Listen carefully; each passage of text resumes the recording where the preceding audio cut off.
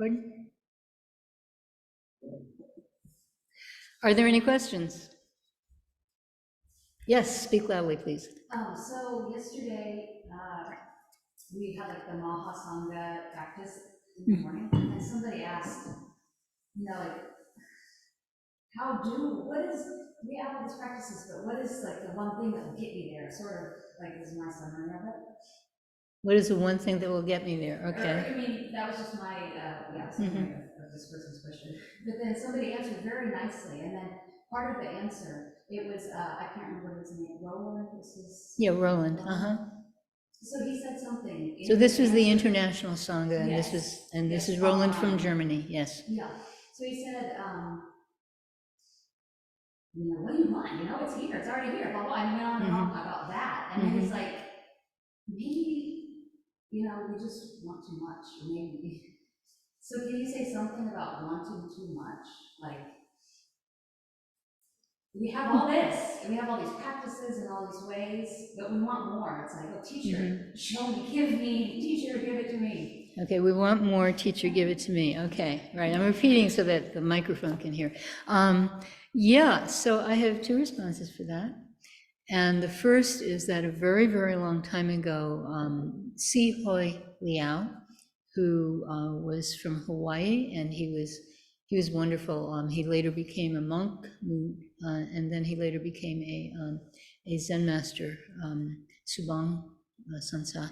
And then he died very suddenly of a massive heart attack when he was 52, giving an interview, as a Kongan interview, to a 12-year-old girl, I believe in Hong Kong. Just gone.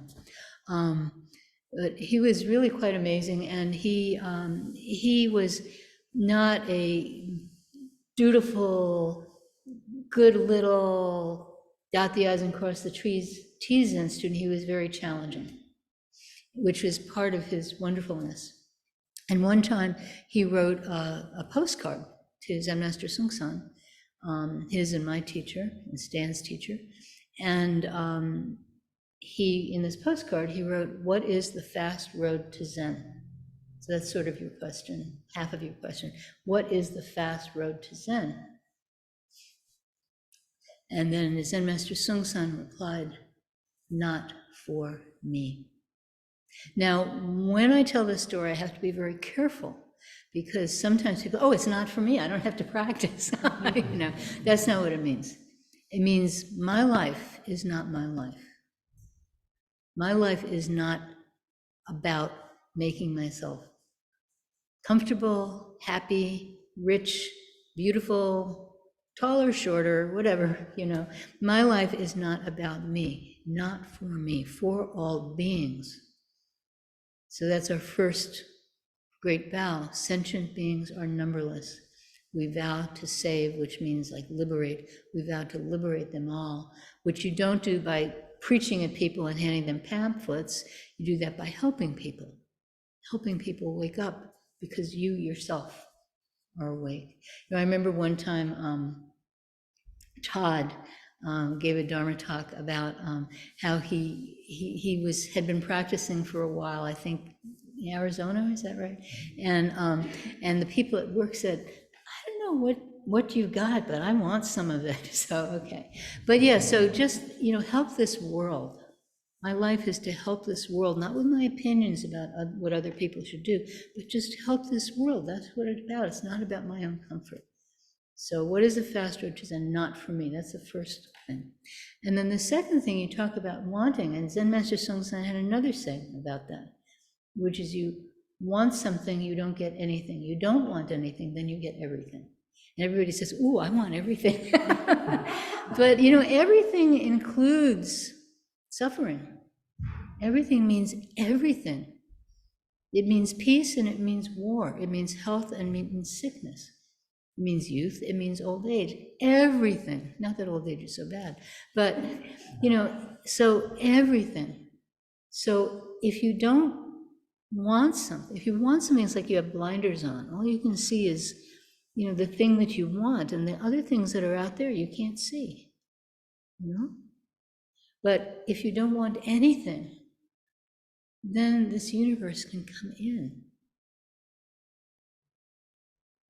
So don't want anything, just open to this universe. And let it come in. And then function within that context. Okay? So thank you for your question. Yes? So you said don't want anything, but what about not wanting war, not wanting suffering, not wanting, like my dad, to have dementia? Yeah. So it doesn't matter whether you want your dad to have dementia or don't want your dad to have dementia. Your dad does have dementia. So that's the point. Instead of thinking about what we want or don't want, what is the reality? So you can't help your dad work towards not having dementia, but you can help your dad in his dementia. Just be present. And I know you're doing this. You're present with him. You see how you can ease his life, you know? And it's not a question of wanting war or not wanting war. There are plenty of wars going around. I think every Dharma talk, practically in the last month that I give, I say that if you look up how many wars are going on right now, the number is something like 120. And that's, you know, counting nation against nation, that's counting insurgencies, that's counting things like, you know, drug trafficking wars, you know, parts of countries that are just, you know, just overrun by drug lords shooting each other and lots of bystanders too. So that's all over the place. And it's not a question, do you want war or do you not want war? How do you work in that situation to alleviate it?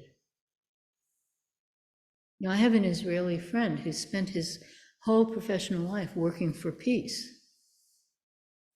And it's just like crumbling all around him, you know? How does he find his way forward? It's not a thing, well, I don't like war, or, oh, I think war is great. How do you find your way? How do you find your way forward to help others? That's what it is. So yeah, our want and our not want is not the point. The point is what is happening and how do we relieve the suffering without, you know, the projections that that Jacob was talking about, where we project onto somebody, you know, our own fears and our own prejudices and our own whatever, you know, we project that onto somebody, and then, you know, they become the enemy. So how do we not do that? That's the question. So thank you for your question. Yeah.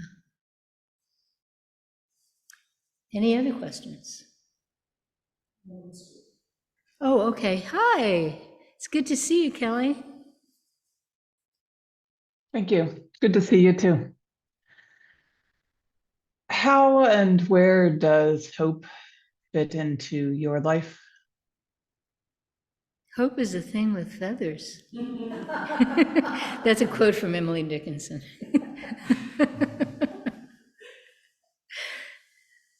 Yeah, so hope, that's like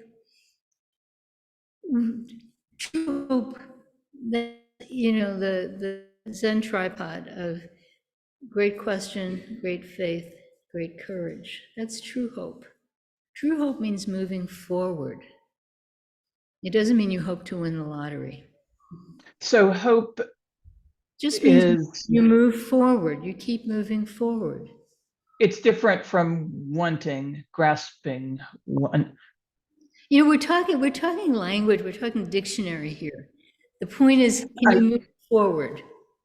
I find myself, I seek to cultivate hope in myself in part because there's a, I don't want to say rational part of my brain that implies that what we do is irrational, but there's a part of my brain that knows that for my mental health and also just in terms of how I went to be here, that having hope is important it seems precarious, like hope could easily shade into wanting, which, as you have observed, isn't helpful. I get lost in the abstractions, and Getting lost in, always I think you're getting lost I in I definitions. enjoy knowing. I always enjoy hearing about how you embody practice, and so that's why I asked it in terms of you. How do you? Yeah, what does hope mean for you Doesn't mean in your? anything. It doesn't mean anything. I mean, hope, no hope. What's the difference? If you have hope, then you have no hope. If you have no hope, you have hope. If you have black, you have white. If you have white, you have black. You know, the minute we have a concept, we have its negation. So how do you cut through those things? So how do you move forward? How do you move forward without hurting people? How do you move forward with helping people? How do you move forward? That's the question. I don't worry about hope. I just don't, but you know, why use me as an example? I mean, you know, just because I'm sitting up here, you know, but I mean, really, your own life. You live your life. Whatever terms you need, you use that. You know, the things point, you know, right? And you say, oh, you're pointing north, you're pointing south, but you're pointing at the same thing. So that thing is wake up, help this world. That's what everything is pointing at that. And you can use certain vocabularies and you can use certain other vocabularies. You can negate all these vocabularies. You know, you can do that. That's the standard Madhyamaka ploy, is whatever, you know, you can't say X and you can't say not X. You can't say X and not X. You can't say not X and not X. You can't say any of these things. That's a standard thing. And what that's saying is that our language is only pointing, it's not actual. Ha! It's not that, you know, right? So that's what we talk about don't know. This don't know penetrates much more fundamental than language does. So that's okay. So don't get stuck on language. Yeah, thank you. Any other questions? I have Yes. a question. Sure. And this came up yesterday at the retreat as well. You know, and whoever asked the first question. It was you know, we practice and it's not for me. Yet I don't feel like I come to practice to help other people. I Good. didn't go to the retreat to help other people. It was Good. so that I'm not Yeah. nuts, you know, and so it's the practice is for everyone, you know, and we practice for everyone, but yet that's Yeah. So not really why I come to practice. if you say, I do this to help you, then you have I, you have help, you have you, you've already lost. Okay? So again, you know, language is pointing. What's it pointing to? So yeah, if you have this sense of, I am doing this because I am this wonderful, helpful person and I'm helping everyone on the planet by doing this thing, then you're not helping anyone. So you have to put down I, you have to put down you have to put down help. You just do it. You know, another phrase we like to use, just do it. Just do it means there's no I, there's no you, there's no help. You're just doing it. Okay? Yeah. So thank you. Anything else? Yes. So, and I think Jacob was saying something about this in his talk, and I don't know if there's an answer, well, why does this work? Because it does. I notice when I'm not practicing as much, I get cranky as hell. And I have less patience. And so I've seen over the decade or so that I've practiced how it helps me when I am, and how I cannot be a very nice person sometimes when I'm not practicing. So why does this work? Good question. Yeah, so there's this notion that it works. And yeah, that we practice and we're less cranky, right? And we're less anxious and we're less this and we're less that, and maybe we're more kind and more this and more that, whatever. Yeah. So those are side effects. They're side effects. They're not the point of practice. A lot of people get sort of confused, and I think that's the point of practice. Then that practice becomes about me. I want to be less cranky. It's a great word. I want to be less cranky. Who doesn't want to be less cranky? Oh, if you do this, you'll be less cranky. Great. But then, you become self-absorbed. Yeah, so those are side effects.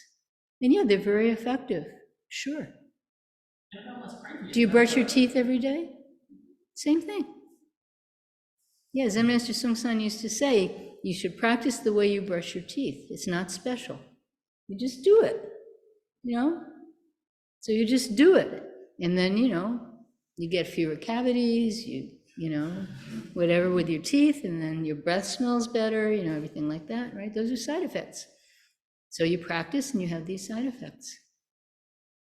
And when I'd been practicing for about 10 years, I was in some situations. I remember an uncle came up to me in a family reunion, and he said to me, how'd you get to be so nice? You didn't used to be nice. And, there are these math education wars. There are always math education wars, and they were pretty violent, and verbally. And, and, I'd be at conferences, and people would be saying terrible things about my side, and I would just respond, and I wouldn't get angry back. And people would say, how do you do that? How do you do that? And I would say, oh, I do Zen practice, But those are side effects. That's really important to understand. So you just do it, and you just do it because if you don't do it, things fall apart.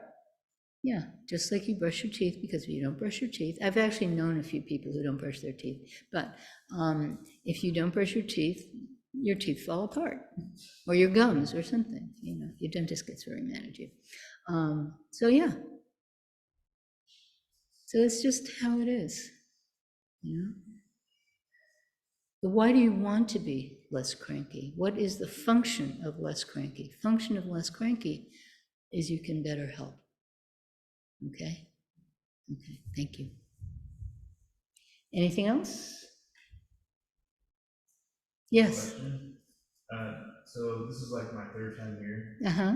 And before this, I was mostly watching like YouTube videos or reading books. Mm-hmm. And one thing that I've noticed is there's a lot of young people that talk about spirituality now. And there always have been. I was one of those. Fair enough. Yeah. Well, there's a lot of claims being made, I should say, Okay. On social media. And, as I've dove deeper into this, one of the things that I've come to is, there are ancient traditions that have been made based on these truths. Mm-hmm. And I've just kind of seen people fall apart a little bit. In what sense? Watching the videos and seeing them kind of drift away from the things that they claim. And can you give me an example of a claim that somebody's drifted away from? Right. Oh. Yeah. Well, if you say that automatically, you're not. So there, you're done. Yeah. Okay. Well, you were talking about practice and the side effects and the effect that practice has. And I was just hoping that you could speak as somebody who's practiced for a very long time. How has it helped you to stay true, and what has it benefited you? We just talked about that. Okay. That's all side effects, okay? Yeah, But fair it's enough. really important. You know, there's this wonderful title, wonderful phrase, spiritual materialism. Yes. Yeah. And the guy who invented it, boy, was he ever spiritually materialistic, but that's another question. Yeah, I mean, he's a good example of somebody who lost his way. You know, terrible sexual abuse and other kinds of abuse. But anyway, so if you put yourself on a high platform and if you say, I am special, then you have a tremendous, tremendous problem. So nobody is special, not even the Buddha back there. Nobody is special. Everybody is interconnected. Nobody is above and nobody is below. Nobody has anything that someone else doesn't have. That's really, really important. There's a koan about that. So a long time ago, this would have been, see, Baizhang is like 8th century or something like that, in China. Zen Master Baizhang would give a talk in his monastery. We call him Pai Chang, but I'm using the Chinese. So Zen Master Baizhang would give a talk, and every time he gave a talk, because he was the head of the monastery, this old man would appear sitting in the back row. Nobody knew who he was. They'd just kind of come in, sit there, then he'd leave. And one time he stays behind. And Baizhang says to him the obvious, who are you? What are you doing here? You know, maybe he said hello first, I don't know. But he says, who are you? And the old man says, I am not human. A long time ago, I was the Zen master on this mountain before the time of Mahakashapa. So this would have been like, you know, before the time of the Buddha, actually, because Mahakashapa was one of the Buddha's first disciples. So before the time of Mahakashapa, I was the Zen master on this mountain. And I spoke one word incorrectly, and I have been reborn a fox for 500 generations. Now, in East Asian mythology, a fox is like a shapeshifter. And there are all these, like, foxes can appear as human beings, they can appear as dragons, they can appear as many, many things. So he was a shapeshifter. That's how come he could appear as an old man. So, long time ago, I spoke incorrectly, and I've been reborn a fox for 500 generations. Please liberate me from this fox's body. So Baizhang says, what did you say? And he said, I was asked, is an enlightened person subject to cause and effect? And I responded, no, an enlightened person is not subject to cause and effect. So that's what we're talking about. So he said to Baizhang, please liberate me from this fox's body. Is an enlightened person subject to cause and effect? And Baizhang said, cause and effect are clear. So cause and effect, that's karma, right? And at that, the man bowed and said, thank you, you have liberated me from my fox's body. You can find it in the cave on the other side of the mountain, and then the story goes on from there. So that's the mistake. The mistake is believing that anyone can be liberated from cause and effect. We are not little marbles that bounce off each other. We are intimately, intimately, intimately connected. Everything in this universe is intimately, intimately, intimately connected. So how can anything be exempt? Okay? So thank you for your question. All right, time for announcements.